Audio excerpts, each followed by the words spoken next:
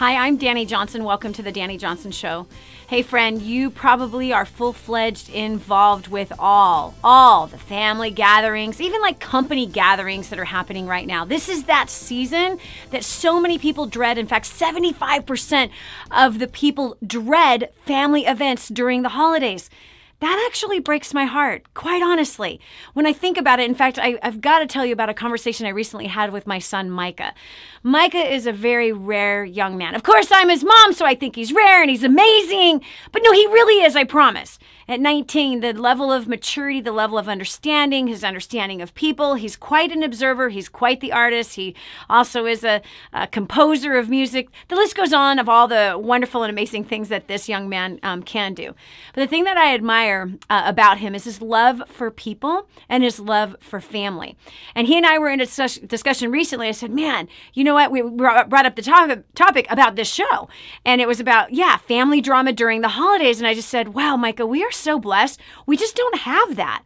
We clearly just don't have like all the super like high drama. People ended up with a bunch of fights and contention and like dreading getting together. Our family loves getting together and loves eating together. And in fact, we do it pretty much every Friday night where all of us are together. And so the holidays are just like longer, more days of it. You know what I mean? Like, anyway, forget it. My point is that, and I said, so gosh, I don't even have anything really to even go with on this. And he says, no, I've definitely witnessed family drama. I have too when I was growing up. In fact, there was so much of it that my parents ended up moving far away. We're talking like 600 miles away. And now Thanksgiving and Christmas was by ourselves. So the three daughters and the parents, all it was a different meal. Nothing special about it. It was just horrible. TV was still on. Everything was exactly the same. So the holidays actually, to me, were funner when my grandmother was throwing plates and cussing people out in Italian than it was just like so boring by ourselves. And so that seems to be what people do. They seem to avoid the family, and even some just like, I'm just not going. I don't want to go because all of the anxiety and all the stress that leads up to it. Listen, don't be like most people. Don't dread it. Have a strategy. Have a strategy when you're going to walk into these family gatherings. Have a different mindset, because I want to just kind of point out something to you. You see, if you and your siblings have had this sibling rivalry for all these years, and you're now like 50 years old, and you guys are still fighting about what you fought about last year, and that's the same thing you fought about the year before, and it's the same thing you fought about the year before, and the year before, and the year before, and the year before. It's the same nonsense. You're going round and round and round. You might be 75 and the same stupid thing is happening. Don't continue on that path. Listen, all of that kind of fighting that does not get resolved is a lack of maturity. Now, I know there's a chance that right now you said, yeah, my sister needs to hear that. No, you needed to hear that. It's your lack of maturity. Now, I've been in family situations where, and again, and it hurts, that there's been gossip, right? Or there's this attitude, well, now that you're all successful, you guys don't come around very much anymore, which you could sit there and you can defend yourself, right? And say, what are you talking about? I'm here the same amount of time every year. We still are doing the same thing we've always done. But again, resentment can rise up inside of a family member. They can let something out of their mouth sideways, usually induced by what? Lack of sleep, lots of sugar, probably increased alcohol take, lots of food, totally engorged, certainly not working out, not on your best behavior, right? How can you turn this family situation that you're about to walk into that you might be dreading into something that's joyous, something that you can feel like you've accomplished something good in? Well, number one thing that you can do, instead of dreading it and instead of doing what a lot of people do is they avoid it, they make a plan from the beginning. It's like, we're out in an hour. We're out of here. Like, we're getting out. We need to be done with this. So rather than having that mindset, why not? Put your accepting love on. Put the attitude of, I'm going to get to know my family member better.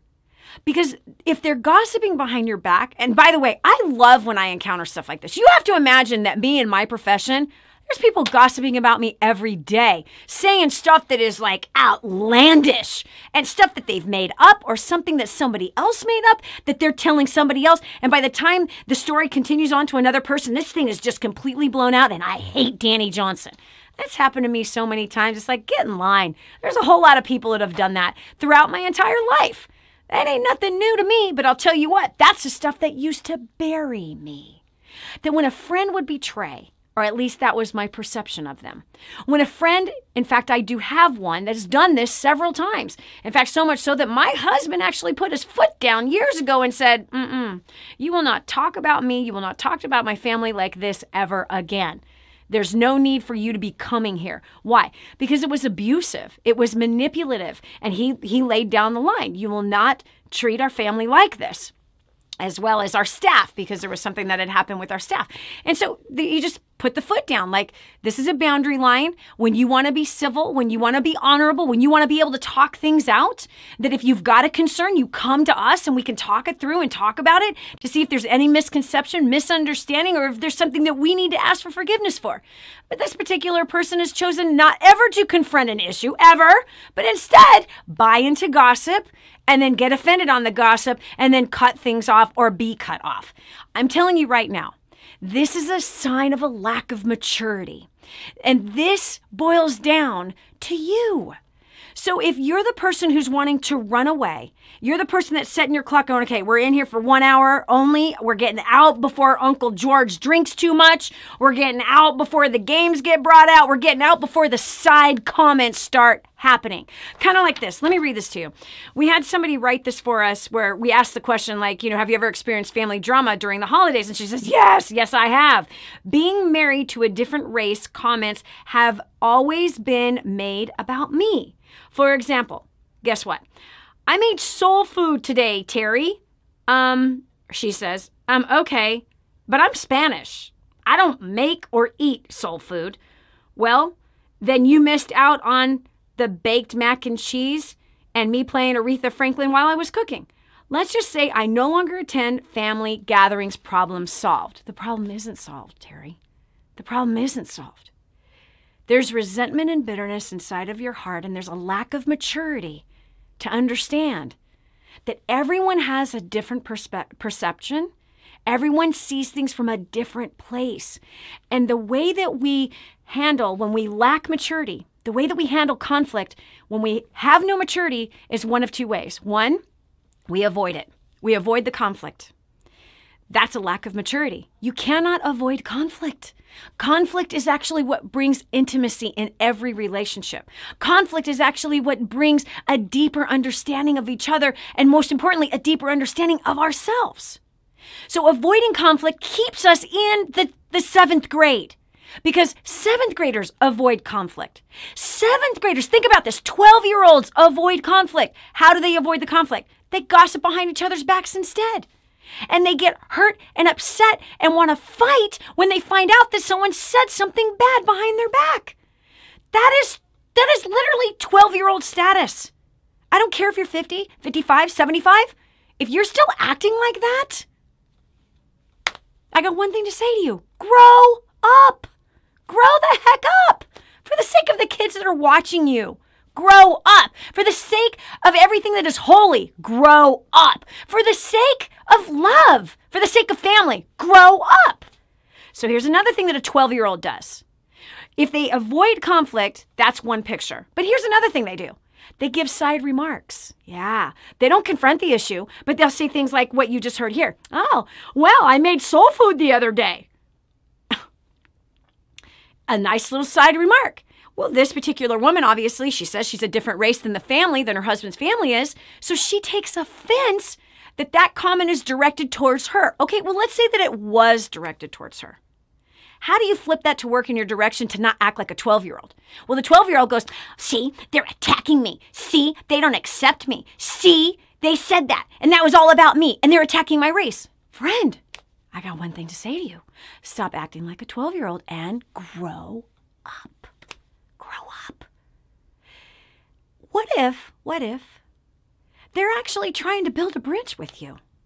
What if they're actually trying to learn something with you? What if, I've seen this happen. I have had people in my life, whether it be friends or family, that turn, or clients for that matter, staff, that turn something I say that is coming from a clean place. They twist it, they torque it, and they use it as a weapon against me. I've also done that to other people. I have. Actually, my husband, in years past. Yes, to my husband. He would say something, I receive it as a snide remark, I get all upset, I twist that around, but you said, and I know where you were coming from, and I know what you meant. This is acting like a 12-year-old. I had to tell myself to grow the heck up. That is ridiculous. At that time, I was in my 40s, and I'm getting myself all caught up in knots because I'm assuming that he's, dropping bombs on me, that he's throwing grenades at me because I'm choosing to take offense. People who get offended simply are showing their lack of intelligence, their lack of maturity. That lack of maturity. You're acting like a 12-year-old if you are looking to get offended by the family during the holidays or looking to get offended by anyone at any time. So let's not go the way of the 12-year-old who's going to avoid the conflict and gossip behind somebody else's back. Let's not be the 12-year-old that when the gossip then comes around, they get all upset and mad and freak out and stomp, and then they want to fight. Why don't we act like an adult? Especially for those of us, which I have to tell you, that's the majority of who I'm around, and yet they still make the choice to not walk in maturity. But instead, they walk in rejection. They walk in hurt. They walk in hate, keeping records of wrong. This always happens. This happened last year. It happened the year before. You're always this way to me. Lack of maturity. So what's something you can do? What you can do, my friend, is you can do this. You can choose love. Love is not provoked. Love is not provoked. But love will lean its ear in to gain understanding. Love will choose to forgive before they ever step foot in that house where the family is going to be gathering. Fully release and make time to invest in the one they think likes them the least, the one they have the most conflict with. And that'll be the one that you build the most intimacy with. Here's another thing. If you are that person that you get offended because all you've done for that person, after everything I've bought them, after every door I've opened for them, after all the help that I have given them, and this is how they treat me, wow. You just showed yourself to be a manipulator. You weren't giving, you were looking to receive. Giving doesn't look to receive. Giving gives with no strings attached and no expectations. So here's what you need to check. Check your heart. Are you somebody that gets offended because of all that you've done for somebody? Have you been somebody who's trying to buy people's love and acceptance, even try to buy their forgiveness by all you've done for them? And then when they have a moment of weakness, you rise up like a lion, attack, or cut somebody off? Take sides? Grow up. Grow the heck up. Stop manipulating through your good deeds. Stop manipulating through your love, your so-called love, because that's not love. That's actually hate disguised as love. That's self-righteousness, straight up pride. Love. Love keeps no record of wrong. And love also doesn't keep necessarily a record of what's owed. You feel like some family members owe you something? It's time for a heart check. You feel like you've done everything you can? If you feel like you've done everything you can, you haven't. Choose love. Because love, according to the Bible, says we're supposed to give 70 times 7. That's a lot of times. That's a lot of times. Love does not boast. Love chooses kindness, chooses grace. But I would choose to get on offense instead of be on defense this holiday season. And I would choose that if somebody is gossiping behind your back or somebody hasn't met your expectations, which, by the way, expectations are sitting there just for a form of keeping records to manipulate somebody else. I'm going to say that again. Expectations are there, especially the unspoken ones. The unspoken expectations are there to control somebody else. Where there is expectations, there's no trust. Where there's no trust, there's no love, and there's no intimacy. So if you want a better holiday season and no longer fear drama, check your own heart. And choose that if something stings that someone says, you got to check your own heart. You got to ask your Father, why is this hurting? Why does this bother me? And the other thing you got to choose maturity. And maturity says this: that's that person's feelings. That's how they feel right now in the moment. That's their perspective. And guess what? If you're a mature human being, you will honor somebody else's feelings and you will honor somebody else's perspective and their opinion. You will not try to change their feelings. You'll not try to use their feelings as an attack against you and then flip it around and attack them with it. That if you're mature, you're not going to try to tell them they can't have that opinion. They're entitled to their opinion. They're entitled to their perspective. I want to wrap this message up with this. Isn't it interesting that 5 or 6 people could be in a home, maybe even growing up in the same home, and have 5 or more different perspectives about what it was like to grow up in that home? Isn't that interesting? That each person has a different way of seeing their mother and their father, but they all grew up in the same exact environment. Why? Because we're all individually made and made by the great designer, God Almighty himself, who formed us to see things differently than even the other siblings that we grew up with and the other people we were surrounded by. And so if you're trying to tell someone else how they should feel, and you're trying to tell someone else what their opinion should be, and you're trying to tell someone else what their perspective is by simply saying, no, that's not true. No, that's not real. That isn't what happened. You're calling the person a liar. You're accusing them of lying. And accusations will only turn around and poke you in the back. Yep, in the form of gossip. So have the maturity to lean your ear in to understand the very family member that you seem to get in the biggest fight with every year. Lean your ear in because there's something you don't understand about them, and there's a place that you need to grow.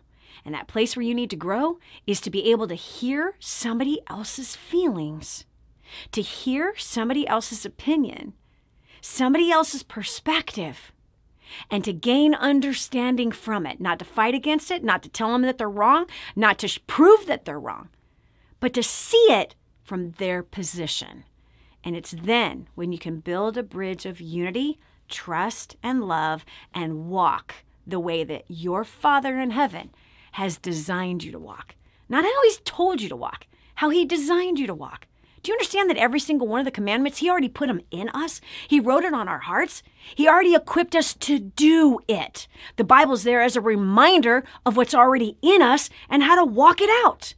So you already have everything it takes to be awesome during the holidays. You already have what it takes to spread love and kindness and grace, to gain understanding from other people's perspective. You already have it in you what it takes to mature and not stomp out like a 12-year-old out of another family event or to avoid another family event like a 12-year-old. So, choice is yours. You're going to grow up and put your big boy panties on, big girl panties on and big boy boxers on? Or are you going to continue to act like a 12-year-old? Choice is yours, friend. Listen, I hope I thoroughly got under your skin today, and I hope you're as mad as a hornet to me today. I hope you're mad enough to put your big boy boxers on and to put your big girl panties on so that you actually step up, rise up, and do something great with your life. Look forward to the family gatherings this year and go straight for the ones that you normally have conflict with and spend some extra time getting to know who they are. You'll be shocked of what comes out of this. In fact, they might be the one you end up the closest with. Don't avoid conflict. Run straight into it. Well, that's it for me. Thanks so much for joining us today. If you enjoyed today, by the way, we want to read your comments, so please type in below, like, what this meant to you, what you got out of it. If you totally disagree with me, just go ahead. You can cuss me out if you like. It doesn't hurt my feelings. Why? It's your perspective. And your perspective is your perspective, and it's how you feel, and how you feel comes from a long history of junk that is behind you, just like my long history of junk that is behind me. I can understand and respect where it is that you're coming from. That's it for me. I already said that. Bye. If this episode was an encouragement to you, go to DannyJohnson.com and share it with your friends now. You never know who else needs to hear it. This has been The Danny Johnson Show. Join us every weekday at 7 a.m. for more insights that will help